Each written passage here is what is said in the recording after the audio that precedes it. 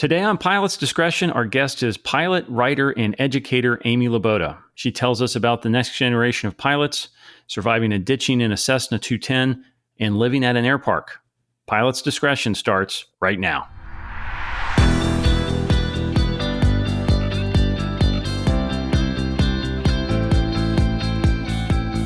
Welcome, everyone. I'm John Zimmerman, and thanks for listening to Pilot's Discretion from Sporties. You can catch up on previous episodes and find today's show links at sporties.com/podcast. And you can send us an email with your comments or guest ideas at podcast@sporties.com. Today, my guest is Amy Laboda, someone I've known for over 2 decades and one of those behind-the-scenes people who make the aviation world go round. She has written for a number of aviation magazines over the years, including Flying, Kit Planes, and Aviation Safety. And she was the editor of Aviation for Women magazine for over a decade. Amy is an ATP and a very experienced flight instructor, and even finds time to be a fast team representative. Amy, welcome to Pilot's Discretion. Thanks so much, John. It's great to see you. You and I work together every year on the Richard Collins Writing Prize for Young Pilots. It's an annual contest that gives out thousands of dollars in prize money to young people who love to fly and like to write about it. And we just announced the winners in April. And we'll link to those articles in the show notes so listeners can read them. But what do you get as a judge? You're one of the 3 people that gets to pick the winner. What do you get from that experience? What do you learn about young pilots when you read all those entries? First of all, I've thought that this was one of the most intriguing prizes that I had seen in all of my time in aviation. I just want you to know that. And that was part of the reason why I signed on. Yes, I had a personal relationship with Richard Collins, too, that was terrific. He was very mentor-like throughout my own career. But at the same time, all I could think of was, this could be a lot of fun. And you know what? It has been for a couple of years now. When you read and I want to apologize in advance, I'm going to say those kids, because everyone is under 24, correct? That's right. Yeah. When you read what those kids are writing about, what's special to them about aviation, what brought them into aviation, what's frightened them, what taught them a good lesson to move forward with, you begin to have faith that the principles that you put out there during your own career are getting picked up and carried on. Honestly, that's why I like to do it. Yeah, it's easy to read the news and get, depressed or get down, and you always hear about the next generation and kids these days and all that kind of stuff. But I find reading it really does make me pretty hopeful, because there's a lot of very impressive, very passionate young people who care about aviation and know how to describe it, which to me, one of the fun parts of it is reading these. And, there are hundreds, thousands of pilots on YouTube these days, great videos out there, amazing stuff on TikTok. But there's something about writing that can't quite be replicated there. What do you think, as a writer yourself, who's spent most of your career writing, what does writing do to help you become a better pilot? Is that a thing, or am I making that up?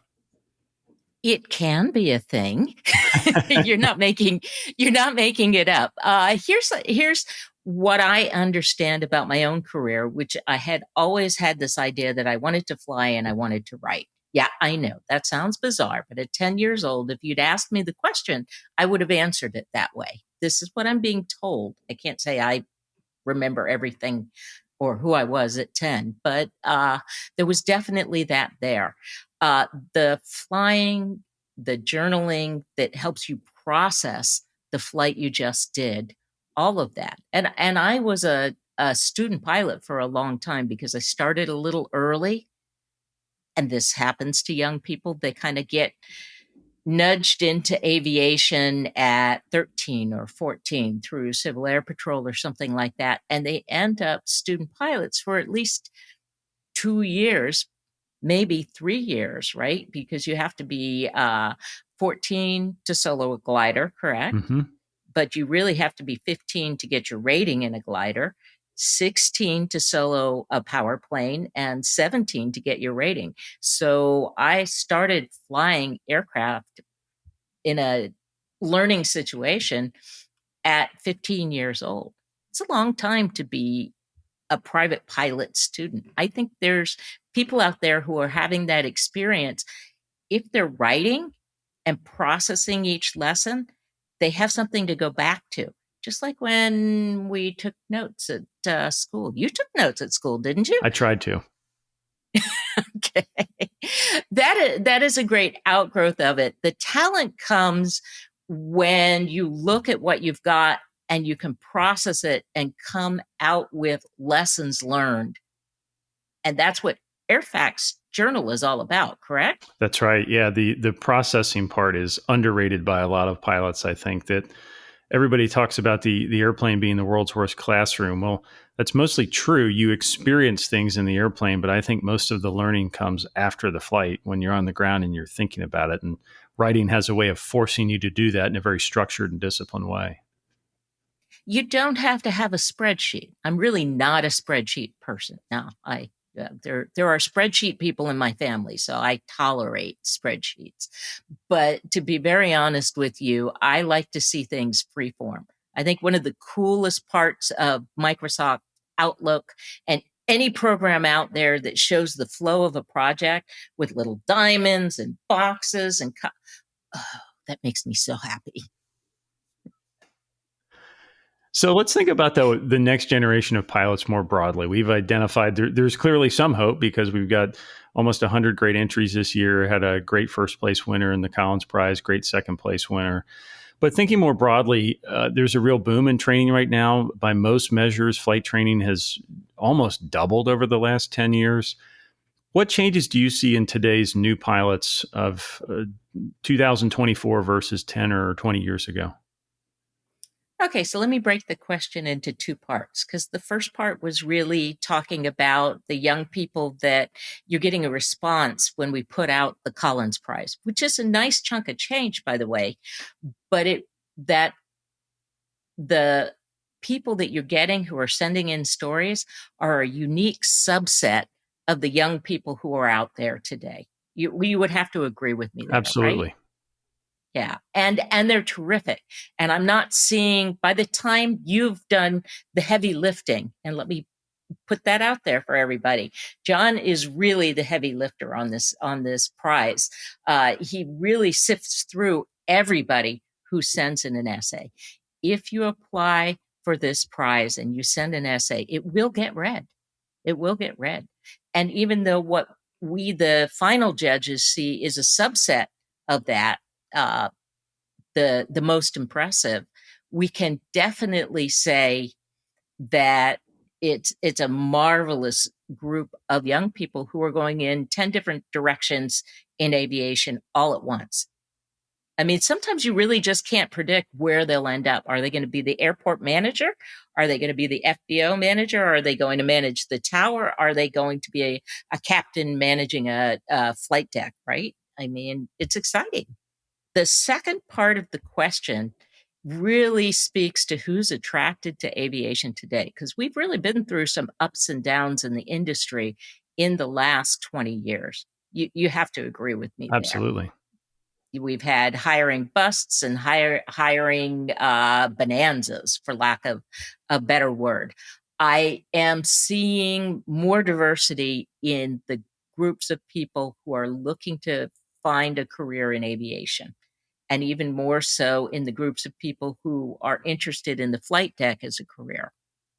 So that's very exciting because I think that speaks to a lot of the work that you're doing through the Sporties Foundation and Boy Scouts of America and you name it, Aviation Exploring. Women in Aviation International, the National Black Pilots Association. There are so many different groups. International Women in Aerospace. I can't even begin to name them all. And I would have to say now there's millions and millions of scholarship training dollars sitting out there for the taking, but they're only gonna go to that subset of people who are willing to do the research, take the time, and write that essay in the end. Yeah, I think for a lot of people, I know at least anecdotally, a wake up call was the Super Bowl ad for, I think it was the United Aviate Academy flight training, be a pilot. which did not happen 5 or 6 years ago. You did not see Super Bowl ads for flight training. And so that's maybe not the greatest investment, but it sure was a sign that there's something happening. And you mentioned Women in Aviation, an organization you've been involved with and worked with for many, many years. And so I'm interested in your take on the latest statistics. This seems like the ultimate sort of is the glass half full or half empty question. According to the latest FAA statistics, the proportion of active pilots that are women has risen from about 6% in 2014 to about 10% in 2023. So, on the one hand, you could say we've almost doubled in less than a decade participation. On the other hand, you could say we're still at 10%. So, what do you think is really happening there? How do you see that? I see that the way dental schools and medical schools used to look at how many women were in each class over time, that has shifted to more women than men in that weird 55, 45, 50, 50, floating around kind of way, depending on which school you're looking at. But the reality of the situation is it evened out over time without a whole lot of legislation, without aviation is one of those places where you can't compromise on skills. Skills, experience, and performance is how we all get ahead in aviation. Correct me if I'm wrong. Absolutely. So we have to find the best and the brightest, offer them a future that they can get their arms around and get them to see that they can intellectually stimulate themselves, they can travel, they can feel like they're dominant in the world. The reality of that situation is you can have the delightful, wonderful experience of being on the ramp in operations and being part of a support crew that is in maintenance or wherever you want to be. You can succeed in aviation.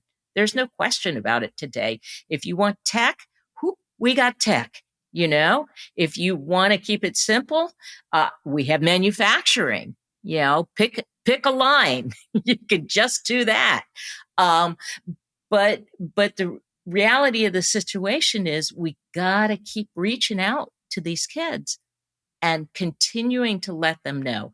And there are still a lot of kids living in places in the world where they're not seeing what they need to see so that they can form strong ideas of who they want to be in the world. Yeah, I like how you said painting the picture there. I think that's a critical first step, is just describing what might be possible. And so if I'm a pilot who cares about the next generation of aviators and I want to help encourage a young person to pursue a career in aviation, whether it's flying or something else, you've done a lot of work over the years with new pilots, flight instructor, women in aviation, fast team, you name it. What is something I should definitely do, and what is something I should definitely not do if I want to encourage, maybe even not quite mentor, but just encourage a young person? What are some do's and don'ts? One of the first do's is explain that this is hard and it's a long path and you have to study. You have to come to the table every time prepared for your lessons. If you're not going to do that, you might as well not even start. And remember, we're often talking to people who are 15 or 16 years old. Some of them are very good at that already. Others have some wild fantasies about what flight training is going to be, and that it's not going to involve cracking a book or looking at an animation on a computer screen for very long, And it's very important to get that point across. So these young people, also, you're going to want to tell them, how are we going to finance this? And you're going to want to play that all out up front so that there's a realistic expectation of this person has these kinds of resources. Let's figure out how to build those resources so we know there's going to be enough for them to get to their goal, which is being a pilot or being a mechanic or, and there's certainly federal grant money that's going to the colleges. There's a lot of places where that can be. But I really believe that a good flight instructor, a senior flight instructor at an ethical school is going to sit down and or have their finance person sit down with every student up front and come up with a plan that works for that student and get that student's buy-in. If it includes having to write essays, if it includes having to fill out applications, you got to get that student's buy-in up front, because on the other side of it, somewhere 7 hours in, when they run out of money, that's not the time to have that conversation. Then they're just sad and out $5,000. Yeah, I often give that advice to prospective pilots that if you've been to a flight school and you've had a meeting or two, or even you're scheduled for training and you haven't had the talk about how long this is going to take, how much it might cost, financing options, syllabus, practical things like that, that's a red flag, because a good flight school, a good flight instructor will be very upfront about what's to come. So on that topic, I want to ask you about flight instructors. There's lots of advice for new pilots, and that's good. But I don't hear as much advice for new flight instructors. And right now, a lot of these pilots who are chasing career dreams are spending a year or two or three or four even as a flight instructor building time. You've given a lot of flight instruction. What is your advice to a new flight instructor, brand new? Okay.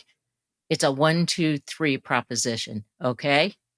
Your life, your certificates, your job, in that order.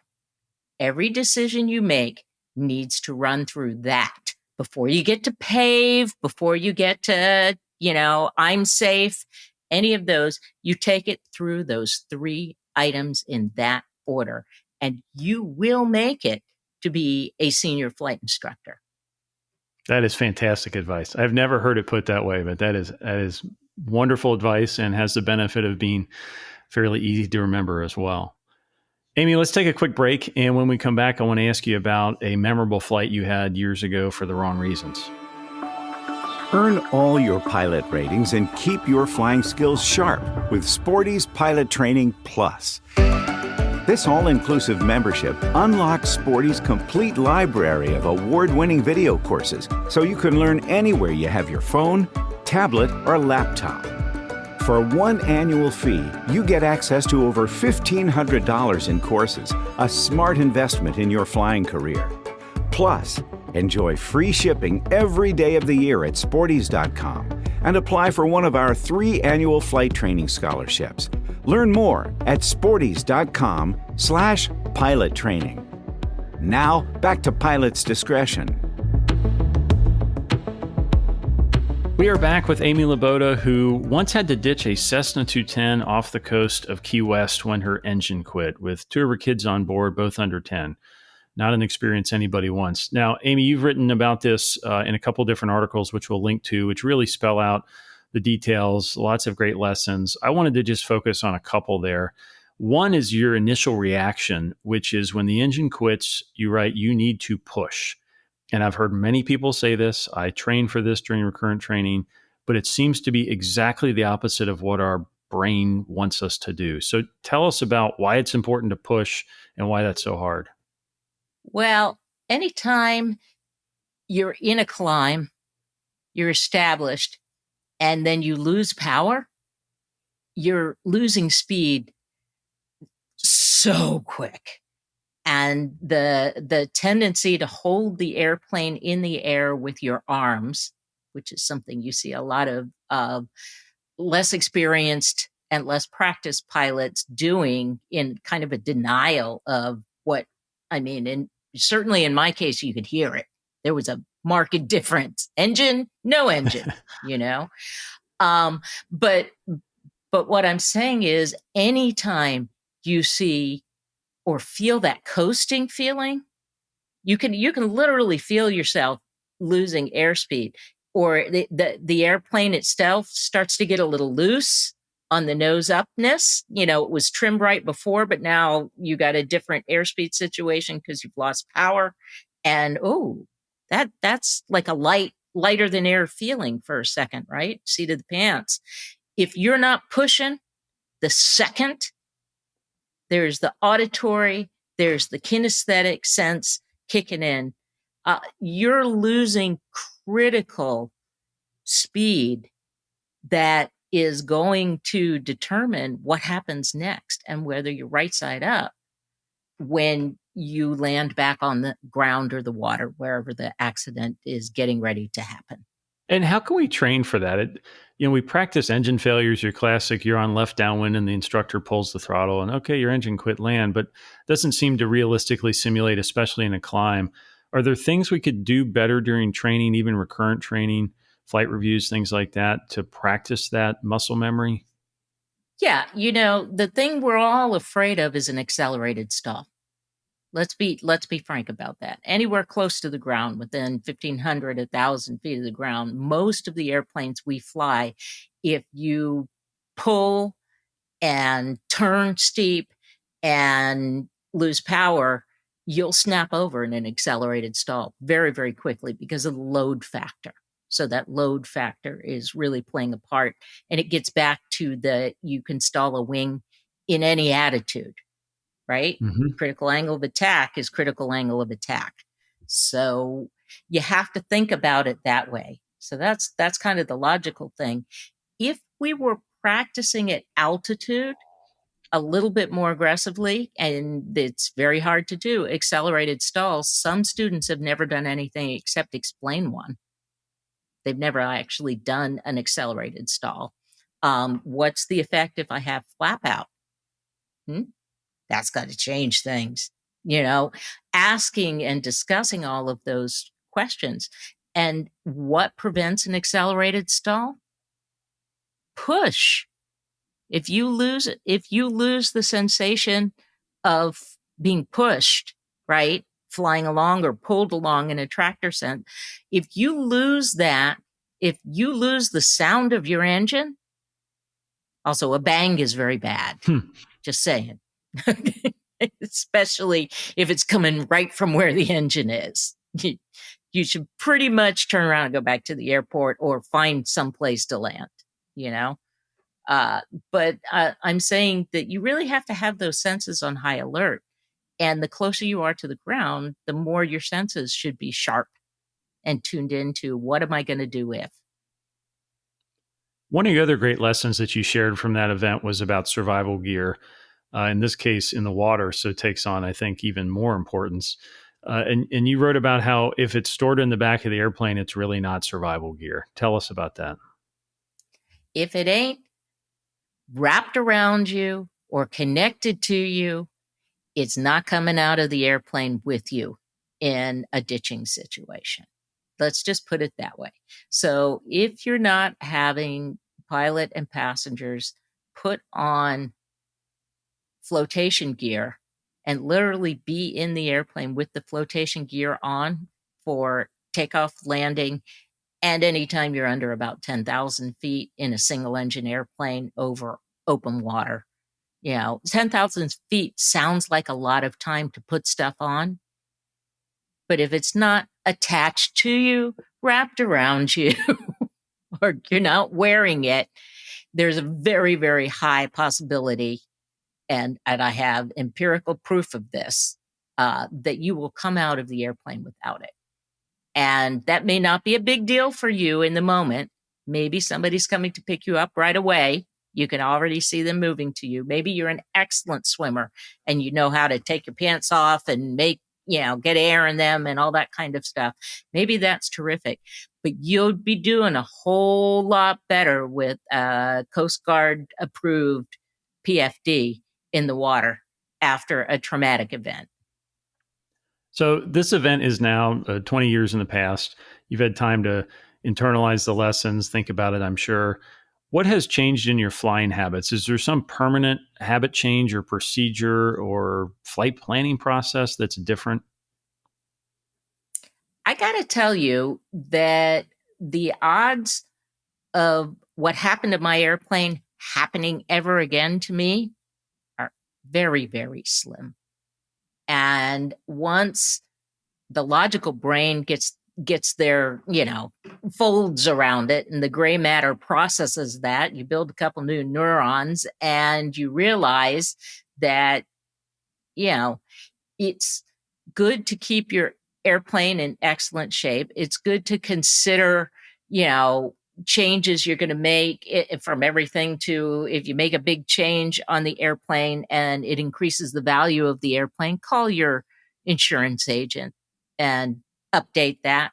Because after the fact, you won't get your money out of it. You'll be very sad if anything happened. And you know, that's what insurance companies are counting on is that you forget that you just put a really nice new radio in that airplane and you didn't mention it to them, you know, and adjust the value and stuff like that. So, to be very honest with you, I think that the only other, yeah, I fly a different airplane now. I understand its limitations. I use it the same way I used the 210, but within its limits. So the 210 carried a lot more fuel and had longer legs. So my airplane today, I know that at 4 hours I'm landing.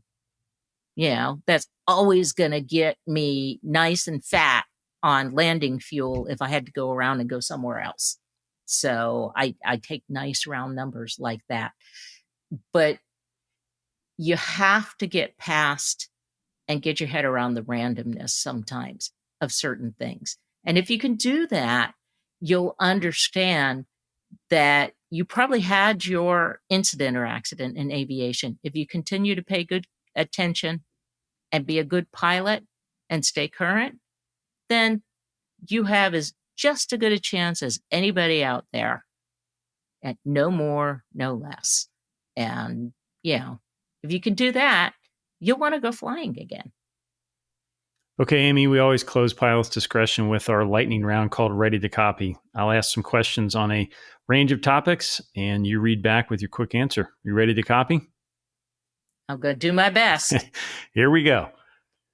Let's talk about passengers. You fly with a lot of passengers. What is your best tip for flying with a new passenger? Maybe it's a Young Eagle flight, or I'm taking a grandkid for a flight for the first time, or just a neighbor's kid and they want a first ride. What's a good piece of advice for a good, happy flight? One of the first things I'd say is gauge, particularly if we're dealing with a child, gauge the child and look at what the parent's providing as seating for the child.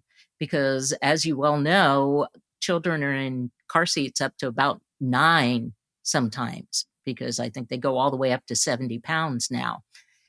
If the car seat is available and it corrects the positions of the seat belts and everything so they are appropriate for the child, try to get the parent to install the car seat before you go up for that flight. It really does make a difference, and it keeps people from being afraid. I've had guys with biplanes look at a kid, and maybe the kid was just a little smaller than they were comfortable with being in the airplane. And that's a big deal. And one guy said to me, yeah, I have a standing rule. If they can't see over the gunnels of the cockpit, then they're not big enough to go for a flight, because I don't want them wiggling out and trying to stand up or something when they're up in the seat in front of you. And I would say that also for, you know, when you have passengers that are going to be in the back. And I would make sure that those passengers were the people who were less likely to be able to handle the door in an emergency. So, you know, some people prioritize it by weight or this, or, you know, it's my dad and he should really be in the front seat. But you want to look at these people as your cockpit crew in a lot of ways. They're right there with you.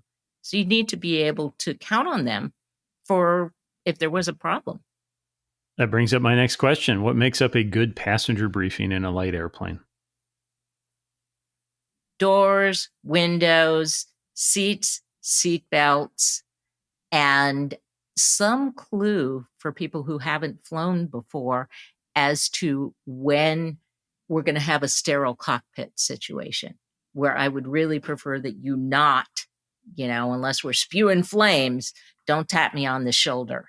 You know, I'm busy trying to get this done. and using that right seat passenger who might be the one by the door controlling the door, using them and making absolutely sure that they're crystal clear on the door operation. Some of our doors in light aviation, you do need a little bit of a manual. Sure. What's one piece of survival gear you would never fly without? That would be the backpack that I have all the time in the airplane that has the Mylar blanket and the packs of drinkable water and very, very basic, the mirror with the pinhole in it and all that kind of stuff for survival. And, the seatbelt, knife, and all those kinds of things. I would not, it's so light, it's so easy to pull together. You don't have to buy it in a package thing. You could literally go to Target or wherever and get a backpack and just fill your cart with the things you think need to be in the backpack that you might use if you were out camping or something like that and you got stuck. You mentioned glider flying earlier, especially for young people. What's the most important lesson you learned during glider training that maybe you don't always learn during powered airplane training? Remember when we said push? That's what I learned, that gliders will fly even if you have a rope break at 200 feet, but they will not do it if you hesitate for even a tiny second. You will have lost too much of what you need to get yourself back around and back to the runway. It's something that's so counter everything we do in a power plane. And yet it was a brilliant lesson for me early enough on, within the first decade, say, that I was a pilot, having the ability to switch into being a glider pilot taught me that. What is one thing you had to learn as a flight instructor the hard way? Something you can't really understand until you've done it? Professionalism, I'd say I learned the hard way. I think you have to be careful if you are instructing someone who might be a peer on the outside of the flight school.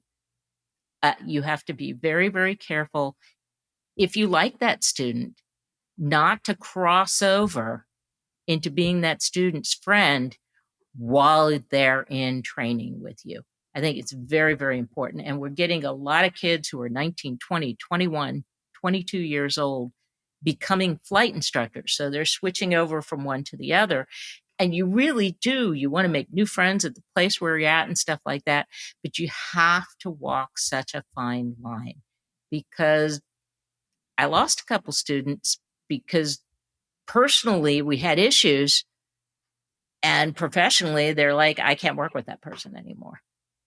And I didn't even understand what was going on at the time. And I think that happens with younger flight instructors. I think it can be very, very confusing. So I'd say that. You know an awful lot about experimental airplanes. So in your opinion, what is the best Vans model? You're going to have to upset some people out there. You think you're going to trap me into answering that question? I'm going to try. I'll tell you what, I am of diminutive size. And so therefore, some of the most fun is in the very little older Vans, sporty,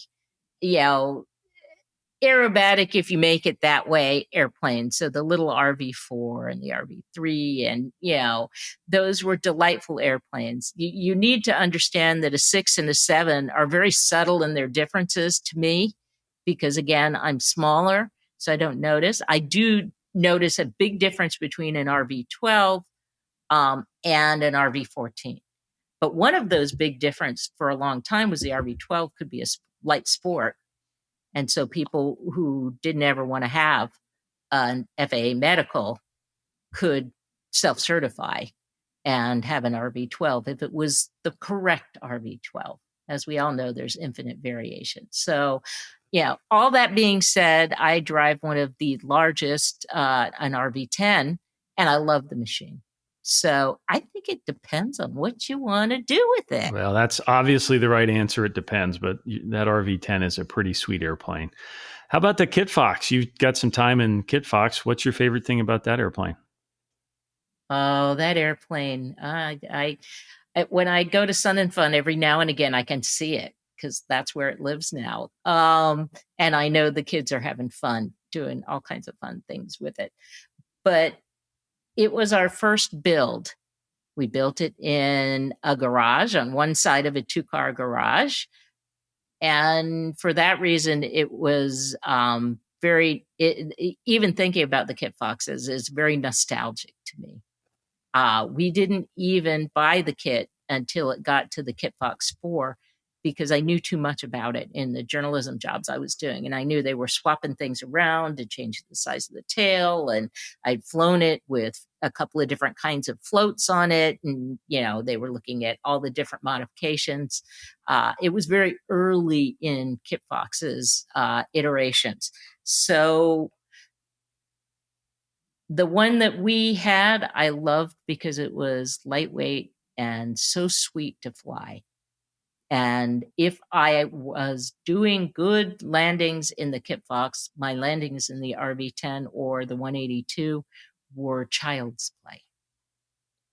I used it that way. And there are much bigger Kit Foxes today, and they're meatier, big, more like Super Cub airplanes. But that's not really what mine was. Mine was almost a kite, is how it felt. What's the most unexpected thing about living at an air park? Something you didn't know until you moved in? There's a lot of like-minded individuals here. When you begin discovering the wealth of experience in aviation that's hanging out in an air park because they just like to be around airplanes, or they like to be around a runway, or they like to be able to directly operate their airplanes from someplace close by, there's 1,000 different reasons why they're here, but it startles you because if you grew up in a different part of town or in a more homogenized neighborhood, you might discover that you thought you were the only one. And the answer is you're not. Good to know you're not the only crazy one, right? Yeah, exactly. What is your favorite airport restaurant in Florida? See, he's trying to trick me again. I'm going to be very honest with you and tell you that I am a very rare airport restaurant kind of person. So I do like the occasional brunch somewhere. I also like up in DeLand that there's actually 3 different restaurants on the airport. So you can have, you can literally troll and get appetizers from each one. And there also is a show because the skydivers are there.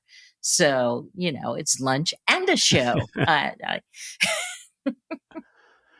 All right, Amy, our last question is always the same. You have one final flight. We want to know, what are you flying and where are you going? Oh, that's such a good question. I have to say, one final flight. What am I flying and where am I going? I would be flying an ASK-21 because I'm checked out in one. I don't know. I'd have to get rechecked out in one. And I would probably be out around Minden. And my goal would be to actually make it over by Lake Tahoe without chickening out going over the ridge, and then make it back to the Minden airport. I think I'd save that for the last one because, I'm a big groupie of the Perlin 2 and their Odyssey in a glider to the edge of space. So, yeah. Doesn't that sound wonderful for a last flight? That's a great one. We're 78 episodes. I think that's our first answer that's a glider. So that's a great answer. There's nothing that's more fun in the sky. Come on, you know that. Amy, thanks so much for being on the podcast. Oh, you're welcome. Thanks.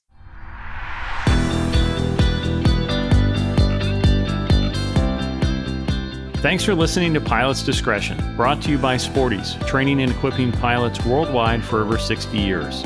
For more episodes and today's show links, visit sporties.com/podcast. I'm John Zimmerman. We'll see you next time on Pilot's Discretion.